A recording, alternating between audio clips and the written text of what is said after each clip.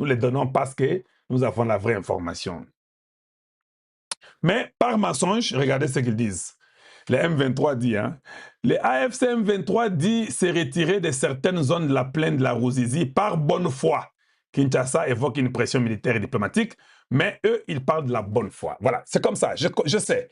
Pour que les gens qui sont en train d'écouter encore le M23, Bo Mituna, moi je vous ai dit déjà hier que j'avais une information que les États-Unis, avec des départements d'État, ont demandé obligatoirement que les M23 et les AFC devaient quitter la plaine des Ruzizi et que les FDLR devaient aussi être désarmés.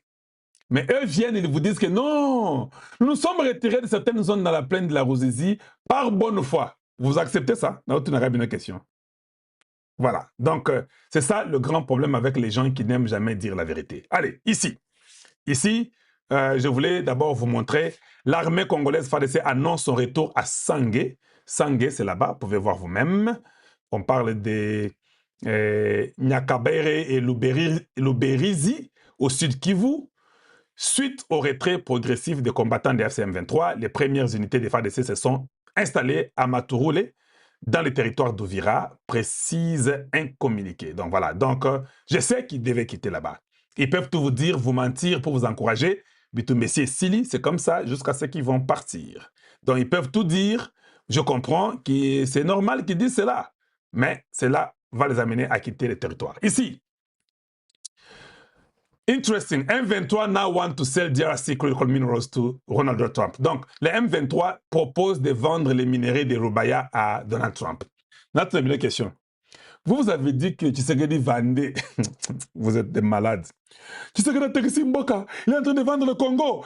Le M23 AFC, avec le RDF, Rwandan Defensive Force, ils veulent vendre les minerais critiques à Donald Trump. Rwanda Proxy Militia, which controls Rubaya's Carlton, has killed thousands, ils ont tué des millions de personnes, and stands accused of war crimes and crimes against humanity, is pitching itself as a business partner to Washington. Il veut devenir le partenaire de Washington. Après avoir tué des millions et tout ça, et être accusé de crimes contre l'humanité. This is what legitimizing an occupation looks like. Conflict minerals rebranded as strategic assets. Voilà, c'était ça. Le Rwanda a déjà compris qu'il n'y a pas moyen. Il n'y a pas moyen que vous puissiez faire ce que vous faites là. Donc, Tshisekedi vendait les minéraux. Vous avez dit aux Congolais que Tshisekedi a texte Mboka, Boye, Torondimate, Washington, Mboka Nabiso, Boye, Tshisekedi, il est en train de détruire les nations. Après, ce sont eux qui commencent à vendre aussi. Ils disent que Washington, nous voulons vendre aussi les minéraux de Rubaya chez vous. Vous avez compris, non? Des médiocres au carré. Un peuple méchant et criminel. Tous ces histoires de Tutsis dans l'armée rwandaise sont des criminels full stop. Il n'y a rien d'autre. Ce sont des bandits de grands chemins. Ce sont des gens qui violent nos femmes, nos mamans, nos sœurs. Il n'y a point pitié d'eux. Ils doivent dégager les territoires congolais. Et ils ne comprennent pas. Moi, je sais déjà comment ça va finir. Tu as vu qu'on leur a dit que vous quittez ou bien nous frappons. Ils quittent la zone des Ruzizi, la plaine des Ruzizi. Ils vont avancer, on va leur dire que vous devez quitter le Bukavu. Oh non, vous quittez Bukavu. Et je sais qu'il y aura des frappes. En réalité, ces gens-là vont disparaître dans la nature, ils vont fuir, ils vont aller en Ouganda, ou bien ils vont aller au Rwanda et consorts. Cette histoire de la guerre-là, les gens qui sont dans la guerre, je m'étonne comment vous ne comprenez pas. Pitumbese Sili. Tshisekedi va à l'inauguration de Museveni demain. Il rentre, nous changeons la constitution. Nous changeons la constitution. Nous la remplaçons de toute façon. Donc, c'est ce que nous voulons, il n'y a rien d'autre. Vous pouvez crier, vous pouvez pleurer, vous pouvez dire que nous refusons. Ok, c'est bon. Sors les gens dans les rues. C'est la démocratie chez nous. Ici, on ne prend plus les armes. Désormais, vous avez compris que vous ne prendrez plus jamais les armes. Parce que toute personne qui prend les armes ne sera jamais pardonnée. On doit se souvenir des morts congolais pour les honorer. Les présidents Tshisekedi l'a dit. Donc, la seule option, c'est ta partie politique. Le Rwanda Babiso, c'est ta partie politique. C'est quelque chose d'autre. Si tu penses prendre les armes, ça ne marchera plus jamais. Et c'est Tshisekedi Félix Chilombo, le président du Congo, qui a mis fin à ce cycle de chaque fois que tu n'es pas d'accord de ce qui se passe, tu vas aller ramasser les armes, aller tuer les enfants du Congo qui sont des innocents. Tu es contre Tshisekedi, fais un parti et bats-le selon la diplomatie de votre parti politique. Battez-le sur terrain avec votre parti politique. Vous n'avez aucun droit d'aller toucher un Congolais, le tuer, parce que Tshisekedi lui a refusé de faire ce que vous avez voulu. C'est aujourd'hui où c'est la fin de l'histoire au Congo, où les gens continueront à prendre les armes. Masolo wane sili libela. Pouvez-vous seulement tapoter un peu chez moi, vous aussi là? Ah. Vous êtes compliqué, hein? Tapotez, aimez la vidéo et puis partagez. Voilà ce que je peux vous dire. Voilà les choses importantes que vous devez savoir. Tshisekedi, demain après l'inauguration, il partira au Kenya. S'il a le temps, ce n'est pas confirmé qu'il ira au Kenya, mais je crois qu'il partira. Ça, c'est les pressentiments des Kalonji, mais il voulait quand même... les renards et les corbeaux et les renards. Vous comprenez déjà, le système est comme Oiseau qui est flatté, moi, Museveni, tu sais que Museveni a fait ça, Minduki, et pas Kagame, tout ça, les armes que Kagame a achetées, beaucoup d'armes que Kagame a achetées. Vous ne savez pas, non? Oui, nous connaissons que beaucoup d'armes que Kagame a achetées, c'est au travers de l'Ouganda. Tu sais que Bitumboto Bundio Yagomana Bukavu, l'Ouganda a participé majeurement. Je vous l'ai dit, qui se le sait. Moi, je viens de vous le dire aujourd'hui. Parce que le Rwanda, des fois, quand achetant les armes, là, il passe par l'Ouganda. Mais je sais qu'il y a un problème. Tshisekedi a été envoyé de causer avec Museveni. Museveni n'a qu'une seule chance, que de signer ce qu'on a donné et de respecter ça. Le jour que Museveni prendra les armes pour donner au Rwanda, parce que le Rwanda est tellement coincé maintenant au boulot Mukasi, ou bien l'argent, quoi, mais Museveni ne peut ne pas le faire. Parce que tu sais, quand tu es aussi au colis, ou bien au coup, n'importe quand, des fois, tu commences un peu à réfléchir différemment. Oui, oui. Ici, on parle... Ah, c'est quoi ça? Je m'excuse. Ici, on parle de la coopération. C'est RFI qui dit le président de la RDC en Ouganda pour renforcer la coopération bilatérale. Voilà, bon, il y a un journal, on parle là-bas de tout ce qu'il y a eu comme contrat et consort. Je comprends. Mais, qui ce qu'il dit? Je vous dis, s'il y a un meilleur politicien en Afrique, là, c'est lui. Nous avons tous crié. Moi, c'est vrai que j'ai dit au président de ne pas partir en Ouganda, ça c'est vrai, je le dis ça. Mais s'il part, il sait pourquoi il part. Moi, je ne vais pas l'interdire. Mais je vais seulement montrer mon point de vue, je ne suis pas d'accord. Ceux qui accueilli, il pourquoi il faut accueillir.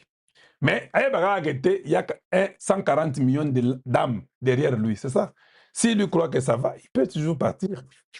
Il y a un zakuna, à Govanda, à Kola, la Pekuna. Ako sokolama yakuna, akolia pe kuna. Hey, voilà. On m'a dit qu'on devait amener l'eau dans les seaux. Bah, même maï, qui est néo yako sokola. Bah, tiens, ceux qui 13 filles d'avion. Allez, toke nango kuna. Na biloko akolia, nyo soke outi qui ça. Et na Ouganda. Vous jouez, hein. Voilà. Mais l'attaché des États-Unis en Ouganda était aussi là. Et il sera aussi demain là aussi à l'inauguration. Donc voilà. Museveni était très content. Mais voilà, le président Tshisekedi était là-bas. Allez, voyons un peu voir le président Tshisekedi en Ouganda, rapidement. Peace, voilà. And there comes the man himself in a navy blue counter suit, His Excellency Felix Tshisekedi, the President of the Democratic Republic of Congo, arriving here at Entebbe International Airport. It is the 11th of May 2026, and he is greeted there by the former Prime Minister of Uganda, Right Honorable John Patrick Mbabazi. And shortly, he will also shake the hands of the receiving team there. It's a hug of welcome to the Power of Africa. Then, to take salutes, receiving salutes from the service chiefs who are led by the Commander Reserve Force of Uganda, Lieutenant General Charles Totema. And thereafter, he will be walked to the Guard of Honor. And of course, there is entertainment here to usher in him and wish him well stay for the few or for the time he will choose to be here in Uganda. And for me, I want to mix this down and give you the ambience here at Entebbe International Airport. I'm Chief Robert Nyango, and the arrival you are witnessing is that of the arrival of the President of DRC, His Excellency Felix Tshisekedi.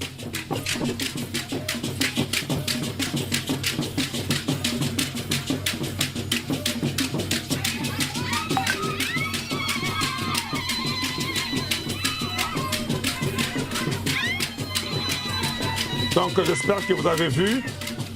Je voulais seulement vous montrer votre président. Je trouve que c'est important que vous soyez vraiment à la loupe de ce qui se passe. Que vous ayez... Donald Trump frappe fort. Kagame retire tous ses militaires au sud Kivu.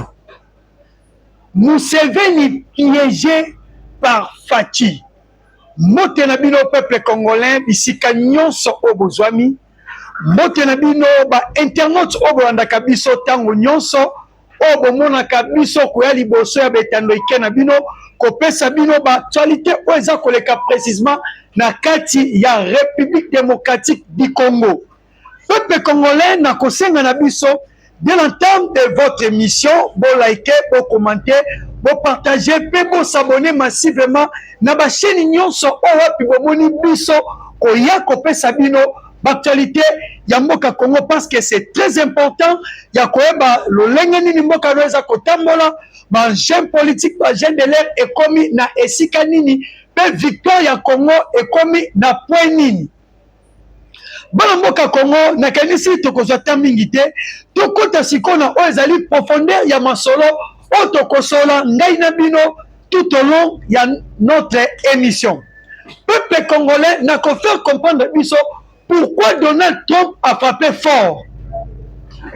Et n'a qu'à faire comprendre comment Kagame a passé l'ordre et les militaires va se retirer de la sol congolaise.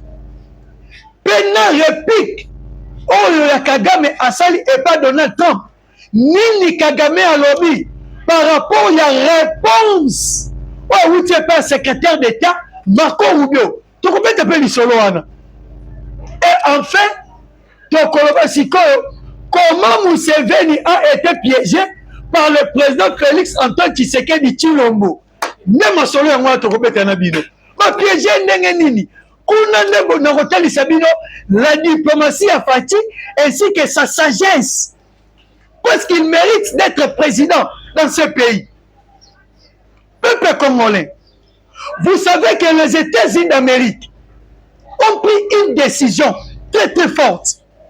Yakolobake, na avril, et c'est que tous les militaires rwandais vont quitter sol congolaise.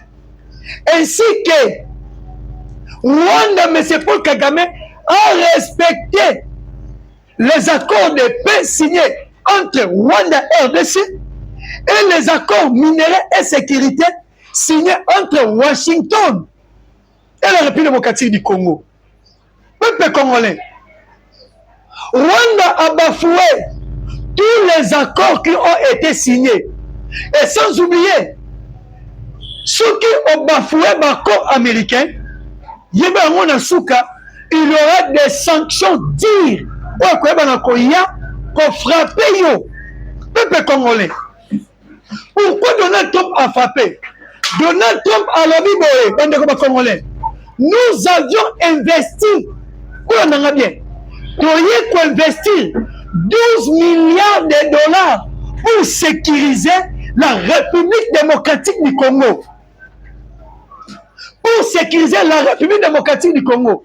Parce que les accords qui sont signés entre Kinshasa et Washington, les accords qui sont signés kakate na minéré, mais qui sont signés na kimia na kati ya na baka ya monde. Fait na kozongisa États-Unis na kati ya ba superpuissance na ye. Parce que ba républicain ba vandi na diplomatie mo batali ke Russie en mata, Chine en mata. Bon matina bango ba mata. Pays nini oza ko fula bango ba mata. Ba remarquer boza Congo. Ba non, nous avions abandonné le Congo to pesa ki makasi ya Congo pa ba Rwandais. Maintenant, il faut tout récupérer yango. Ni yango ba moi non ça moi retour pédalage mouké. bomonaka bandeko na ngai Joe Biden ya molongo na pouvoir ayaka koluka président Faci na niveau ya Angola po basala baccord ouais concerné kimia mais bayaki kosola de façon que comment bakoya kozwa or ainsi que cobalt mais esengela ki ba créer auto bengi couloir de lobito na lolenge musa bobengi to bengi yango corridor de lobito.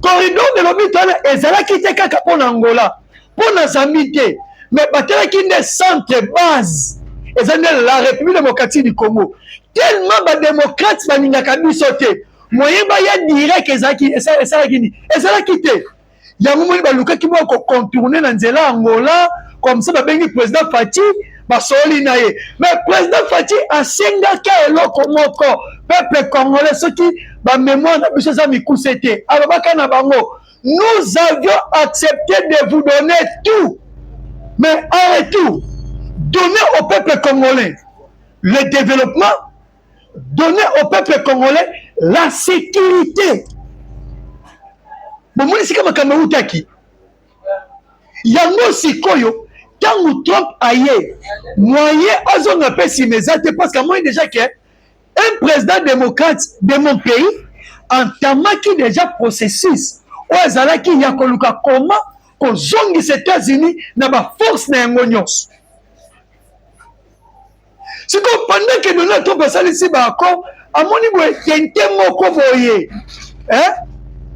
oya siko abando bafoué baaccord wana abando bafoué o eza intérêt américain sans le savoir que Kagame ye moko tant que diplomate ya kala président ya kala ayebi te que les nations ne parlent pas de l'amour mais les nations parlent que des intérêts et pendant que les Américains bakomona intérêt na bango na kati ya Congo d'office mobimba na bango nyonso bakompencher vers la République démocratique du Congo et plus loin encore il y avait un discours le meilleur discours ya Faci na tribune ya Nations Unies alobaka boye na préféré te to banda ko régler makambo na nzela ya babitumba mais ce que je préfère ceux qui ont un problème na nation moko bon régler yango na nzela ya ba dialogue donc la diplomatie et primer likolo ya guerre. Pourquoi? Parce que na nzela ya guerre donc perdre population na biso bandeko discours wana ya Faci nzokande ba président belé ya monde bavandisama na yango. Voilà pourquoi Faci mwe akende na Kagame na nzela ya ba guerre makasi ezalaki te. Il faut d'abord s'en servir yemoko nanu na malobo ya lobaki parce que l'homme c'est la parole. Je pense que tu comprends. Et si comme maintenant dans le stade actuel Donald Trump va comprendre que depuis avril, on a vu ça soldat lui me dit, petit gars sagananga. Faut pas ni bosso mon déjà ba sanction. Trump a kolobani. Alors tous les ressortissants américains au besoin de frontière entre la RDC et le Rwanda et Sengeli va se retirer à 75 km. À 75 km va se retirer na frontière ya RDC na Rwanda asuki ka wana Kagame sika zalaki nzora nde match achezwa kiye na maloba Trump alobaki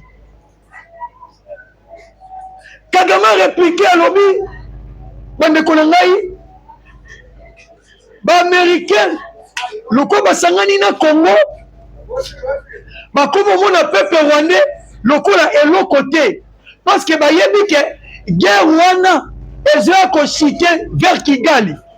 Oh, Trump a bien dit esengeli na yo olongola pe mesure de défense na yo otia na kati ya République démocratique du Congo. Mais comment yo komi ko répliquer olobake oh non, bamoni ba Rwanda eloko te, bayebi ke guerre wana et quoi considérer Kigali. Bande konangai. To réfléchir ensemble. Vous savez que dans cette guerre, la République démocratique du Congo a perdu plus de 18 millions de personnes. Plus de 18 millions. Parce qu'au stade actuel, bon, mon indénié ba Rwandais, bazo kimaka ba zone de combat. Nenge FARDC wazalendo azo betia kabango chaque jour. Nenge ba kimo ba sani, bazo massacrer population. Bazo piller biloko ba population. Bazo kanga batu musuko kena bango porter disparu. Mais nyonso wana bato lokuté Kigali bazo mona ngote. Bango ba mona kake baza malmené, baza maltraité et tes ne salibwe bandeko. Wana za style ya monsieur Paul Kagame. Azo ko se victimiser mais ndoka yeni aza bourreau. C'est ça. Yeni aza bourreau. Mais politique naye. Le président Fati, dans sa sagesse, à mettre en haut, à nu, Batonis va comprendre que les vrais tueurs, et puis le patron de l'instabilité dans la région Grand Lac s'appelle Monsieur Paul Kagame. Ah oui, Némomoni, États-Unis d'Amérique, a activé ce combat à pression. Autour d'un mois de mai. Kagame Yamoko Alouki a créé dernier lobbying. Pour le Nagamalam a créé dernier lobbying. Et le dernier lobbying a utilisé deux moyens. A utilisé Corneille Nangue pas Marco Rubio. Koto a utilisé Batouné Oya Makamotali Sport, NBA. La NBA a utilisé l'équipe Moko à Los Angeles. Parce que mon football, et je dois caper influence. Et je dois caper l'influence pour Makassi. Dans ma Itali, qu'on redorer l'image d'un pays, tout peut sur le plan diplomatique. Au moins, les pays où ils ont bien organisé, ils ont un sport, ils ont un stable. A utilisé l'équipe de basket. Koto a utilisé Nanga. Donc maintenant côté à Nanga. A utilisé Nanga comment? A tindi Nanga. A comme Mukanda. Et que les États-Unis d'Amérique et pas secrétaire d'État Marco Rubio. Pour nous, Marco Rubio Nini. Pour nous, que nous avons les minéraux. Oh, bon, qu'on Lukana RDC. Essentiel que vous faites la mission champ libre. Peut imposer na Tshisekedi quelques sanctions. Parce que Tshisekedi a continué selon Bango comme massacrer Bato. Mais ok, les voleurs, ce sont des Nanga. Les tueurs, ce sont des Nanga. Les génocidaires, c'est lui-même leur patron. Mais c'est pas le Kagame. Et Marco Rubio, l'être comme il panaï. Atali. Ne pas comme expéditeur, expéditeur, mais c'est Corneille Nanga, dirigeant, il y a AFC M23. Oh. Mais c'est quoi pour beaucoup Melinga Oyo? Ce sont des terroristes. Même si vous avez tiré qui dit bah. Abi, on mentionné comme AFC M23. Ici aux États-Unis d'Amérique, tu as dit que des terroristes. Ndeko. Na yom na mukanda yango oyebi yango te ke biso tukopirana ba terroriste te. Oh non, bon ba bisa inga ke baza groupe rebelle habitien. Allez vérifier les documents. Même si na kata conseil de sécurité des Nations Unies et si déjà ba surnommé M23 comme un mouvement terroriste, voilà la raison ba benga ka monsieur Paul Kagame, le patron de la terrorisme qui oh wapi eza koleka na kati ya République démocratique du Congo. Ah oui, ce sont des terroristes. Après ces réponses, bandeko ba Congolais, alobi na bango, boabisa na bango, ba respecter aussi to loba na bango. Ba tout ça. Pourquoi? Les États-Unis d'Amérique et coopèrent avec les terroristes étaient bandeko. maloba ezongeli nanga ezongeli Kagame kwandi mutu encore pe mutu ngo ezala déjà na potentiel fongwama na ebite akoko ape na problème na mutu na ina crâne dans peu de temps boyo Kagame asali crise et la dernière carte na ye oya équipe NBI équipe à Los Angeles le nom m'échappe équipe wana baluki basala coopération pe na Rwanda mais batu baye koyebisa banko équipe diriger équipe wana Los Angeles balobi yo yebi te que Rwanda a déjà sanctionné soki omeki kokopere na bango yeba ke toza équipe ya États-Unis d'Amérique bandeko bakofina biso pe bakofrappe équipe na biso investisseur na équipe na biso bakoya lisusu te banani oyo babenga bango bamanager bakoya te ainsi que badonateur bapartenaire bakoya te directement équipe wana ezongi nsima nde yango bomonaki mpe Bayern Munich boyebi yango ke na OTAN moto alaka na force ya makasi c'est les États-Unis d'Amérique dès que États-Unis d'Amérique s'imposaki déjà na ba sanction contre Rwanda esengeli na bato nyonso bakomaka visite Rwanda basani balongola yango à l'occurrence ya Bayern oyo eza première équipe allemande à l'occurrence ya Paris Saint-Germain oyo eza première équipe parisienne ou française yango ozomona malema ba Juventus baéquipe ebele elongoli visite Rwanda y compris Arsenal sikoyo équipe ya basket wana baye kokosa bango balingi bandima bandeko ntango kaka batimbisi bango directement 100 mètres na Rwanda bomoni sikoyo bafo bango place ebandi boyebi eza na pays moko te oyo États-Unis asanctionna président na bango azwa servi te nzoka nde Kagame azali kopense que ye akoki s'en sortir na mutambo oyo États-Unis abetaki ye mais lelo Kagame ko se sentir que non il faut qu'on a coopéré si on a coopéré te pour ngai esili Trump ayebisi ye biso tozo ko investir 12 milliards pour la sécurité yuzo ko bafoué yango kasi réseau yango no moni baye na loi wana opposition de loi et pas député wana ya Washington pour qu'on frappe au nyonso à côté même mise d'un intérêt américain à 4 pays démocratique du Congo parce que dans le stade actuel bomoni Congo a comme souki États-Unis soko simbi yango soko simbi États-Unis et ça ceux qui ba démocrate ba yé parce que eza intérêt américain oh mais le Marshal Mobutu asa na ba démocrate asa na ba républicain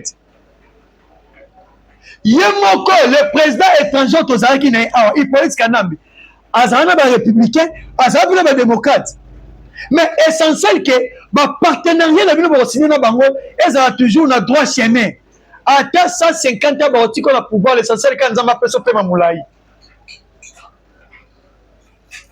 et maintenant bana mboka le président Tshisekedi a piégé Museveni.